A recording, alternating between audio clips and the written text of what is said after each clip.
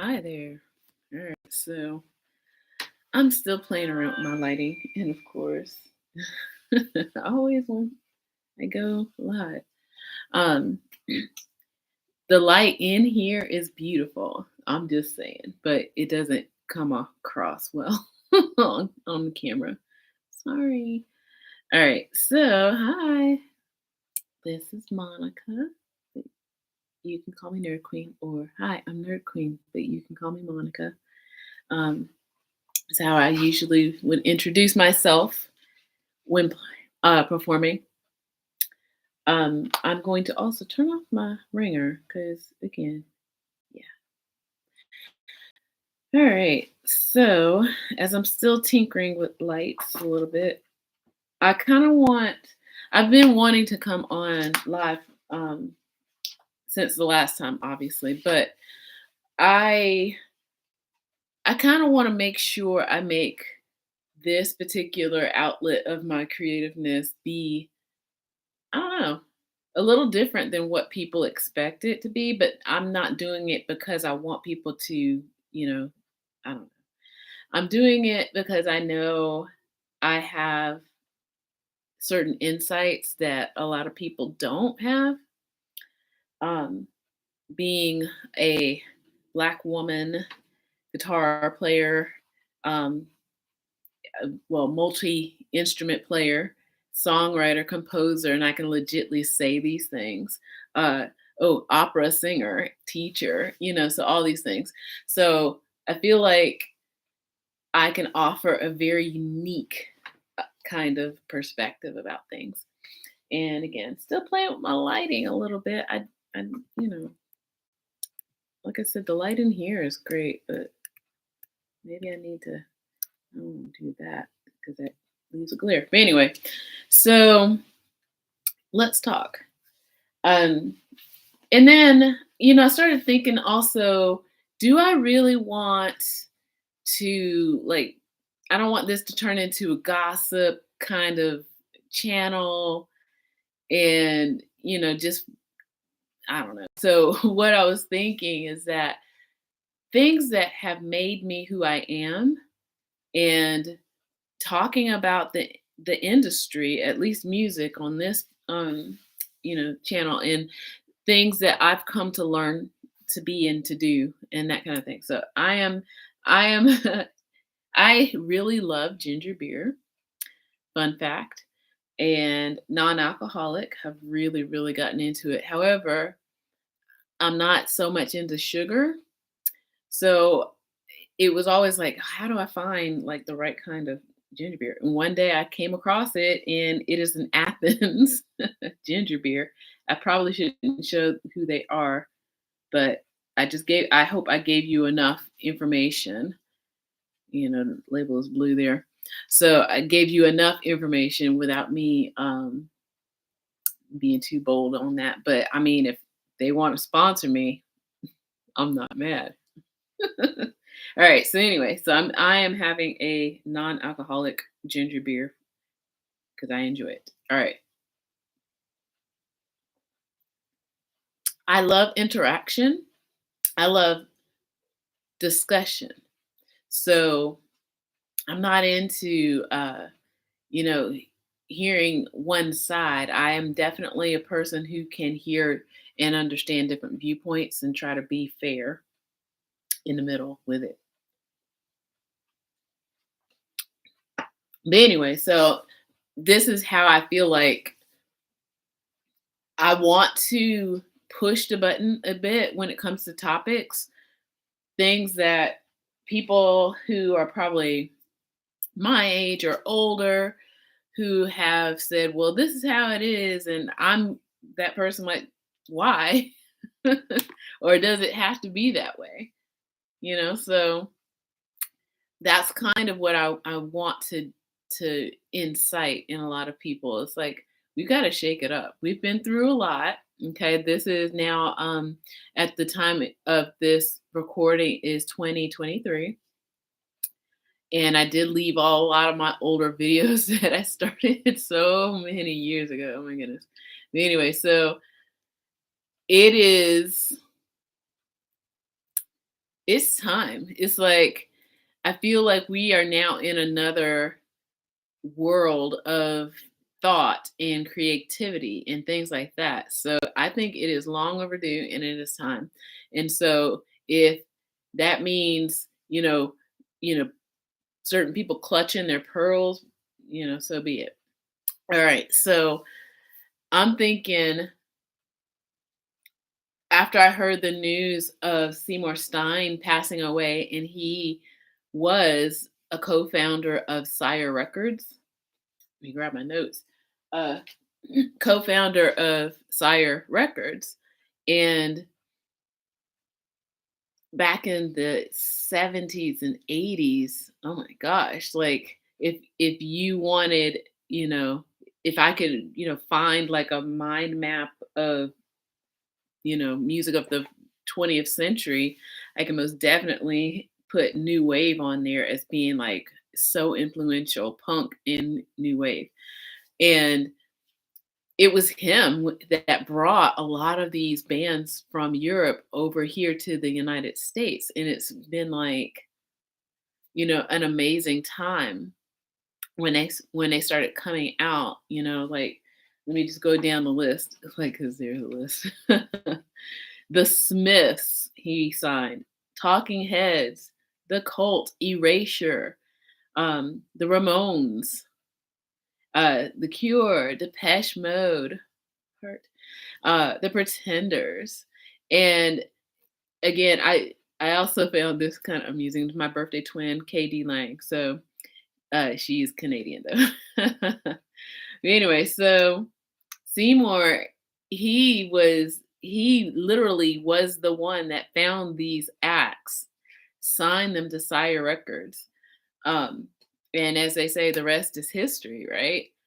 And there's some things that when I did my research, I did some reading and saw an interview with him in it. And there's some things that I feel like I want to touch on, but then how it leads into where I feel like music and creativity might be moving towards. So one of the things I noticed in the, in the interview is how like just earnest he was.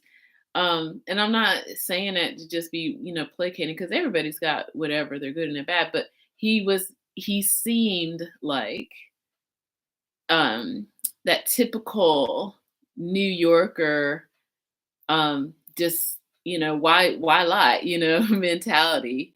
And maybe that's why I like New Yorkers so much. It's like, why lie, just whatever.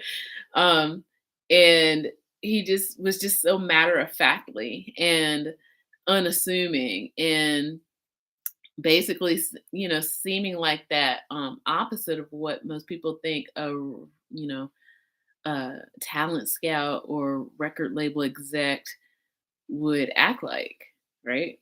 But I don't know. But that was one of the things that stood out to me. Secondly, he mentioned in this he mentioned this in the interview, and you can probably look it up, that he was bisexual, and he came out in 2017, which that wasn't that long ago, and he recently died. Um, and so it's like he hid a part of who he was, but then he used that almost part of what he was to help find the aesthetic. That's the best way I can describe what I want to say, like the aesthetic of new wave and the spirit of punk rock music. So, sorry, I get deep real fast. So, it's like that. So, yeah, so I feel like because he was holding inside of him, he wasn't like, I'm not assuming, but I'm just, a man from New York, Jewish, bisexual. Okay, so that those things, can definitely play a part in who a person is and how they end up being in the world, how they end up showing up in the world, and how also can they be an advocate? Yeah. So even though before when I came up with this title, and I was like, because I'm not, as if you didn't know by now, I'm not necessarily a fan of record labels, especially the big corporate ones. Of course, Warner Brothers, you know, let me be quiet. But um, the the the idea of trying to have this creative outlet, and you have gatekeepers that you have a message to give to the world, and there are gatekeepers that look a certain way and may typically seem a certain way that will hold you, bar you back. So let me just go be more plain here. So if Seymour Stein had an opportunity to come out when he was younger, first of all, would he have gone to grow the success that he had all the way up into his death? But if he kept himself in the closet, which he seemingly did, kept himself in the closet, but yet used maybe the part that he's hiding from the world as a way to advocate for others and to rebel, okay?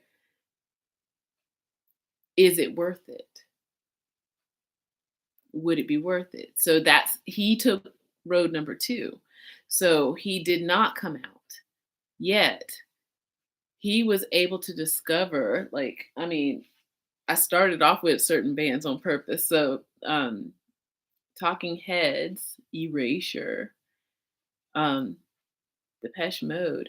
Some of these bands are like gay cultural icons, okay? And KD Lang, okay? So, and then, oh yeah, totally forgot, in Madonna.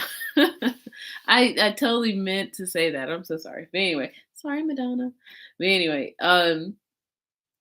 do you think it was worth it for him to keep himself in the closet, but yet still be an advocate for others that might have never gotten a chance to reach a wider audience? Like, Erasure is the one that sticks out to me. So I loved that band when I was little. So I'm gonna do a quick search.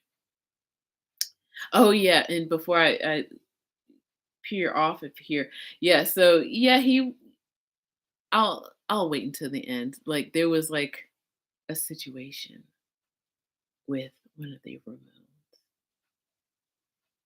All right, so I'll wait until the end of this. um, but yeah, Erasure. Let me look for this band. Like I said, I loved this band so much. And I don't know if any of the pictures, that if I can pull up an image or something, maybe I can just describe, because yeah, other than that. Okay. So, and I never got a chance, as when I was younger, to really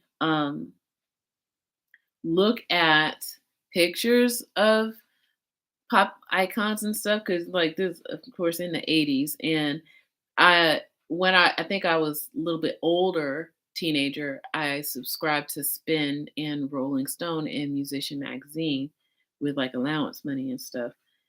But never really got a chance to see photos of a lot of the certain acts. Like, of course, the American ones you see on TV, literally, but then in certain parts of the country, you wouldn't be able to see certain bands, like pictures of them, especially if they weren't as mainstream. So Erasure to me was one of them. And I just I can't find a good picture. But anyway, um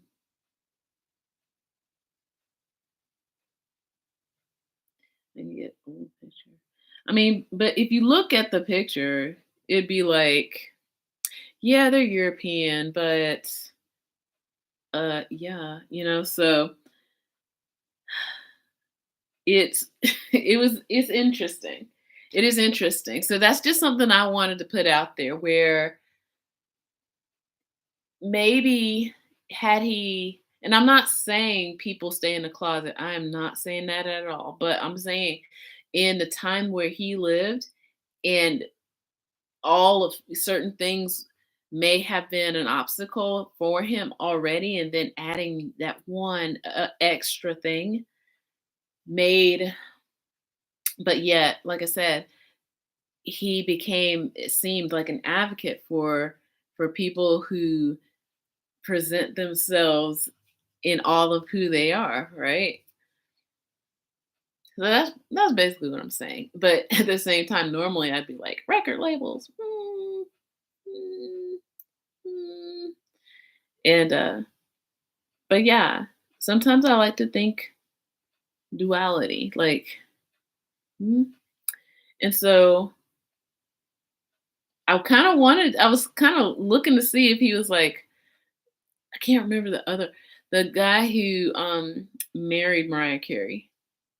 And was it Virgin Records? I think it is. So, but yeah, he I don't know. And then you hear about other labels and executives across different genres and how they shoot people, so of course you are thinking about the image of the record exec, and they're shady and they're out to get, take advantage of people. And I will even say here again, this speaks to the integrity of, Mr. Stein there. He mentioned that back in those days when a label signed you, it was a life deal, okay, for life, okay. And it also reminds me of how, Prince was trying to get out of his deal. And how, unless you don't know the story, maybe I might have to do a story time. Let me know in the comments if you want me to do a story time about Prince and the record labels, because I think I kind of would do that anyway. So yeah, he mentioned that Warner Brothers at the time, when he was still Sire, he was just using Warner Brothers as a distributor. He was saying Warner Brothers signed people for life, and that was just kind of like the thing. And that's kind of what I push back against. I'm like, I don't want a gatekeeper holding me back, telling me I should do this and should do that for label and all that other stuff. But anyway, yeah. So yeah, I feel like we are now in an age where I'm literally broadcasting to the world, if not the universe. And I don't have to have a gatekeeper, right? Sorry, it's the ginger beer. Again, non-alcoholic. But we don't need the gatekeepers anymore. And that tells me we're in a new informational age. I've been seeing these signs for a long time, for a very long time. And all the coming together, and again, this is about my music too. And at its core, when I do my avant-garde things and experimental things, It's all the things are coming together now. It's finally coming back together. It's all coming back to be the one, right?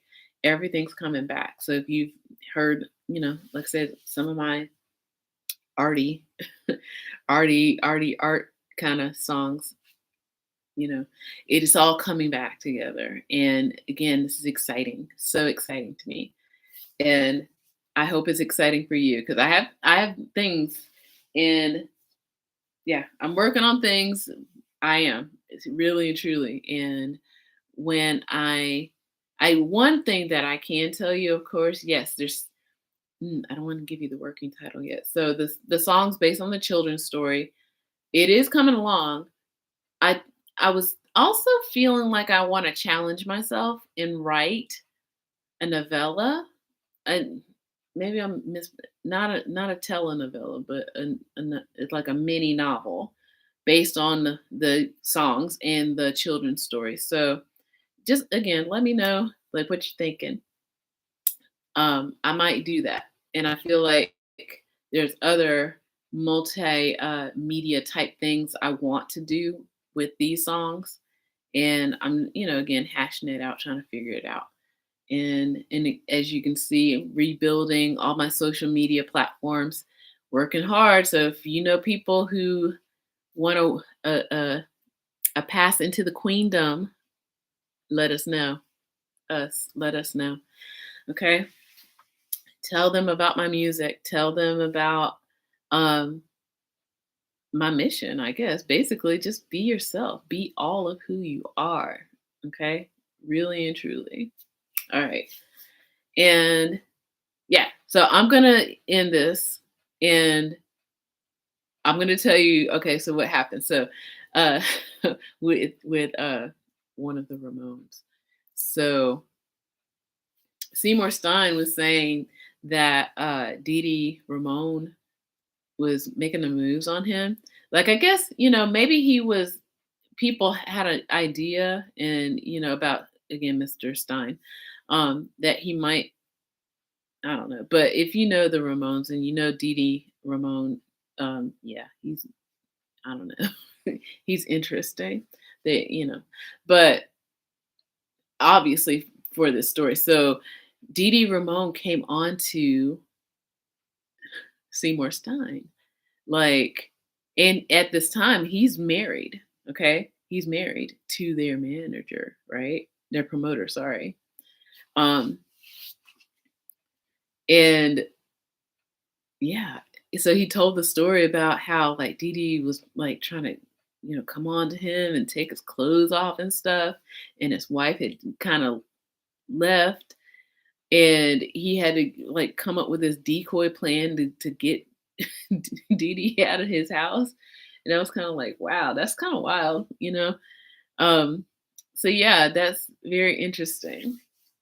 But yeah, so I hope you consider the things I just spoke on I don't know, deeper aspects of what I thought I was gonna talk about, like through my research, my quick research and, other things. Like I remember Sire Records when I was little, and I knew that there were gatekeepers, and I knew I wanted to make music, and I did pay attention to the labels even back then, had the addresses and everything. So I can easily probably find like an old address book of record label addresses that I hand wrote when I was a kid. Like, yeah.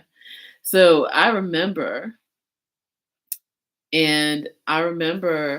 just how, I don't know, how daunting it seemed, reading those addresses, those record label addresses, and dreaming at the same time, like, oh, I'm gonna do this, and get your little notebook and you start making those little plans, and at the same time having, I guess, again, talking about myself, an upbringing where I didn't have to worry about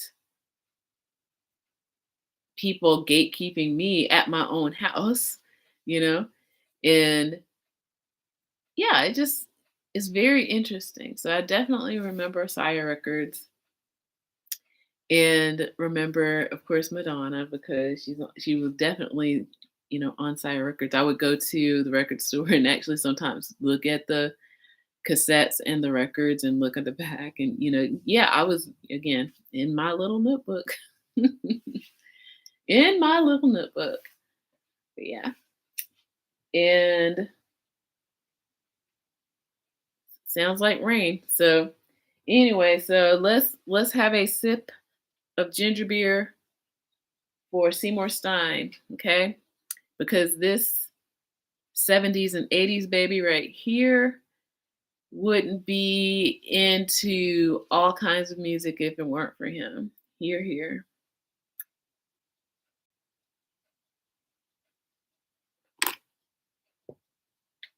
All right, friends. Take care.